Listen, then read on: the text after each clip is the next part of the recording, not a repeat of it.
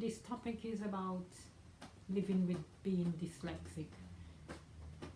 Um, it's it's a funny topic for me because I was diagnosed being dyslexic when I was 38. I was working in the hospital and there was a chap there and he said, we're gonna see, what do you call it? See, sometimes I can't get my words out properly. He said, we're gonna give you a test to see if you're dyslexic. There's a word for it, and diagnosed dyslexic. And they done all the certain tests, and he said I was severe dyslexic. Now, when I say dyslexic, some people are different dyslexic. Some people are word dyslexic. Some people are reading dyslexic, numbers. Me, I can't read and write very well. Even when the friends I've got on YouTube and Facebook, I have to talk to the phone. That's why I've got the phone here to show you what I do. I have to talk to the, when I say talk to the phone, I put like I'm going to send a text or a message and I talk to it and it writes out the words. And sometimes my accent, it doesn't come out properly because my dad's Jamaican, my mom's Egyptian. I was born in Malaysia because my dad was in the army. He was in the Royal Green Jackets, and I came here when I was 5. And my mom said when I was young, I was very bright, but she said all the moving around. But I don't know, because when I was at school, I couldn't grasp it. I couldn't get to read books. And I love books because I've got some books here to show you. Because a lady said to me where I do voluntary, she said, being dyslexic, do you hate books? I said, no, I love books. Because when I see people who said they get lost in books and they can lose themselves in a book, and people who read, I wish I could do that, but I can't, because I can read so much and then I get stuck on it, and it's frustrating when you read in a book. Like there was a book I was reading, it was about this chap who played chess, and every time he win, he lives, but when you lose, you die. And I got through half of it, then I got stuck and I got frustrated, and it was horrible because when you get halfway and you can't read it, you get frustrated. So, and that's with me. So, but I'm 53, I'll be 53 in April, and I've coped the best I can. When I first had my flat, my dad said to me, you won't, because my childhood wasn't very good. My dad, when I said to him when I was young, I said to him, I was about 12, and I think most of you, the older ones, remember All Creatures Great and Small. And I said, I was watching it, and I said I would like to be a vet. And he looked at me and laughed and said, you'd be nothing but a prostitute. So, and as a child, I never got any good what you call it, encouragement. Every time I do anything, my mom and my dad would say, oh, and they would say, oh, you're stupid. So at 53, when people say to me, oh, you do good, it's still a bit, I still think, oh, I'm not that brilliant. So, and that's come with me halfway through my life. So, but I'm going to show you when I achieve anything, I get excited, and people say to me, why you get excited? So I'm going to show you a few certificates that I achieve. When I used to do care work, my assessor used to sit with me and help me, and I got level 2 in food. So these are the certificates I got when I did care work. It was for food, hygiene. We used that to do dementia, people with Alzheimer's. Then I've got streetwise, and I've got NVQ level 2 in care work. So that's all the certificates I had, and all for the council. And I was working for the council for about 5 years, and the changes, because I have to use a sat nav to get everywhere. And she said, oh, we can't be doing this. Can't you use a to Z? I said, no, I can't understand A to Z. She said, we can't be having this. You're dyslexic all in your back. And I said, well, when I started the job, I told you I was dyslexic. And you said it was fine. Because now when you do care work, the service user, you have to write down medication, bowels, and because they go to the toilet and their bowels open, what food they eat. So if you give them Weetabix, eggs, boiled eggs. You have to write all that down. And things like that I couldn't write down. I used to, before it used to could just tick it and I could read it, egg, tick, medication, tick. But then now you have to write it all down and I couldn't. And then they cut the hours down, and because I live in a flat and I had to pay bedroom tax. Well, it was all rent together. My rent is 500 with the bills. I couldn't, because of the wages were going down. And then I just got so depressed with it. And I got off sick, and then she got upset. She said, well, your sickness. She said, no, we can't be having this. And I went to the doctors and I said, well, I'm bad, I've got diarrhea and sickness. And she said, well, I don't care what the doctor says, you have to get back here. So I left the job, but the girl said to me if I went to tribunal I would have won the case. So, but I just left it at that. And some interviews I go to, some people are alright, but I went to a couple of interviews, and when they see the way I fill up the form, they just look at it. And because I went to Marks and Spencer's a couple of years ago, and he looked at the form like that, and he looked at me and he said, you are thick, ain't you? And I thought, for a manager, and I just froze. And I come out and I was telling people, and they said, you should have complained, you shouldn't have said that to you.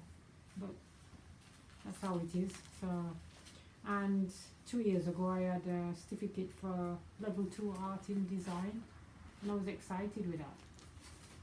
So that's my achievement, and I've been happy with it. And funny thing is, I can drive. It took me 3 years, 10 driving tests to pass. And I can drive automatic, I can't drive manual car. And a friend of mine, well, where I work, I used to do care work, and that's why I learned to drive, because when you do care work, you have to go in and out of people's homes. And they was laughing at me. They said, Ange, 3 years and you still can't drive. Oh, I would give up. I said, no, I want to drive, and I keep on. And my instructor was good. And he said, well, dyslexic people, you have to keep on and on. The same thing, you learn so much. Say like, you learn something today, tomorrow you go back to do it, you forget it. That's how dyslexic people are. You do something, you forget it. It's just a few minutes. Like if you learn a sentence, you read it, and then somebody asks you, say 5-6 minutes, you forget it, because the brain can't absorb it, they said. So, but that's how it goes. So I'll show you the books I've got that I wish I could read. I'm gonna try and get all of them, because there's quite some books I've got. I just buy them, I look at the pictures, but these are the books. Oops, quite heavy. See, these are the books, not because I can't read and write very well. These are the books I have. I've got one on dog, of course, and I've got one on Gothic. The Gothic, I don't know what that says. I think it says C-R-A-F-T. So I don't know. I know Goth, but I can't get that. Then this one's a good one. It's a wolf one. This one's True Vampire. You can pause it if you want to see what they are. And this one I love because it's a Gothic arts. And this one is Shadow House. I'm going to show you how I read in a minute, then you can get the bearings. And the Gothic subculture. All these books I got, I wish I could read them, but I just like to be surrounded by books. Now I'm going to show you, because it's alright people saying dyslexic, but people don't understand. So I'm going to take a chapter and show you how I read. Now, there's a sentence, I know that chapter 1, so I'm going to spell it. C-H-A-P-T-E-R, 1, so that's chapter 1. Now on the bottom I can read, this one I can't read. I think it says whenever, I'm going to spell it. W-H-E-N-E-V-E-R. I think it says whenever. Poppy, P-O-P-P-Y. Great well. I think it says great well. I'm going to spell that. C-A-L-D-W-E-L-L. I think it says great well, I don't know. But when I can't read, I always miss. The next one is G-L-A-N-C-E-D. I don't know what that says. In. a mirror, and I'll spell it INA, mirror, MIRROR. And that's what, and this one I know, she saw, I think that says another girl standing behind her. And I'm going to spell it out here. SHE, she, W, no, SAW, I think that says saw, ANOTHER, another, I'm sure that says girl, and GIRL, standing is STANDING, behind, BEHIND, HER.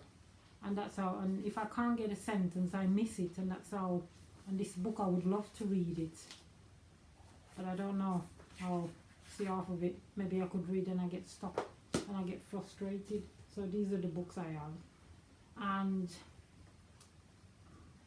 as you know, I lost my phone a couple of months ago and I got a new one. Now when I want to send message on Facebook or message, I go like this and the message come up and I touch on the speaker. Hello, how are you? And it says there. So I just said hello, how are you? And it says HELLOHOWAREYOU. And that's how I do it. And like Facebook, I do the same, and that's how I get through with dyslexic. But it's not been easy, it's been hard. And then when you tell people you're dyslexic, they think, oh she's nobody can survive at 53 being dyslexic. It's like Lily Devine said, she's saying how people see you dyslexic, some of them take the mickey out of you, and she's got a good work team, which is good, but sometimes people just take the mickey, and it's not nice because people don't understand when you're telling them and they laugh at you. They don't know what it's like. It's not easy being dyslexic, it's hard, and you try your best to cope with it, but it's not nice when you see people reading and people writing things down. And what pisses me off as well, you go to the job centre, you say to them, I can't read and write very well. Okay, fill this form in. And you say to them, you can't read and write. I can't read and write very well. Oh, fill a form, fill it the best way you can, and then you fill it how you can, and they say, oh, you can't, oh, and you told them, but it does, oh, so, but yeah, I thought I'll just let you know how I cope with being dyslexic.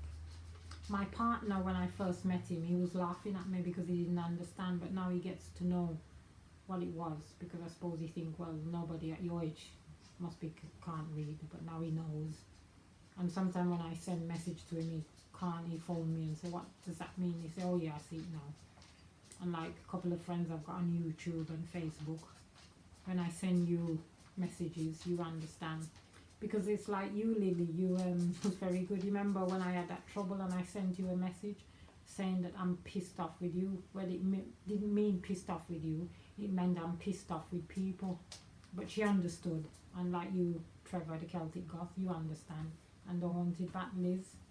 And I just want to thank you guys and your support. I'm going to leave a link if I can for Lily Divine one. She explains it good, and it's best to look at people with dyslexia. You can get a better feel of what it is. Right, I think I've been going now a bit, but I just thought I'd let you know what it's like. And sometimes it does get me down. If things, say like something bad happen, I've been self-harming since I was 12, and when things get me down, you don't know you're doing it, you just take a knife and you cut yourself, and I'm trying to get out of that. Like I said in my last video, I haven't self-harmed since Christmas last year, 2018. So, but certain things you just don't know you do it, you just take the knife and you cut yourself. So, but hopefully things looking up, and I've got good friends on YouTube, Facebook, and I've got two good friends, Linda and Carol, and my partner support. So it's sometimes it is a struggle when you go out and look for jobs, you can't get it. But people will take you on as a volunteer, but when a job come up and you say to them, "How can I apply for that job?" They let you apply, but then you don't get the job. So, but you're right to do volunteer. But I still do volunteer because it's somewhat, and it's good to keep your mind active. Right, my next video is going to be about my hobbies. I don't know if you see my Facebook and Instagram. I'm going to the NEC to do the cosplay as Sally. I've ordered my costume, so I'll show you that.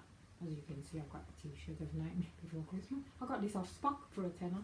So you guys go on Spock.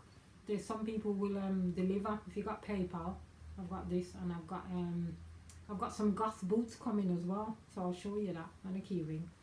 So that I always wanted a goth boots, and hopefully a couple of weeks I'll have my clock. And he's been quiet. I think he's listening. Which is good, isn't it? Right, thanks for listening and watching, and thanks you guys for all your support. Like I said, my next video will be a bit about me hobby and everything. So yes, and that's it. I think I know I've been battering, but I thought I'll give you the idea what it's like being dyslexic. And sorry if some of my sentence is a bit not, because like I said, when you're dyslexic like me, I'm severe dyslexic. Sometimes your sentence you can't understand words and you get it all wrong and all that stuff. It's like my favourite actor is Keanu Reeves. He's dyslexic, and I got this bad habit. Maybe it's a good habit. I like to know about the actors. My favourite actors: Keanu Reeves, Johnny Depp, and Colin Farrell, and the guys from Supernatural, them guys as well. And I like to know their real names, so I go on the phone and ask, and they say I goes like that. The leading actor of Supernatural, the leading actor of Vampire Diaries, and it tells you. So that's how I get it. So that's it then, folks. So from me now, I'll be off. I'll watch a bit of telly, which the telly's on. And like I said, my next video is my hobbies, and that's it. Thanks for watching. I'll try and put that link with Lily Divine. She was fantastic, and thanks Lily for giving me a mention on your video. It's great. And thanks Trevor. I remember I messaged you a couple of times. Thanks being supportive. And Liz and all you guys on YouTube. Great. So I'll catch you again.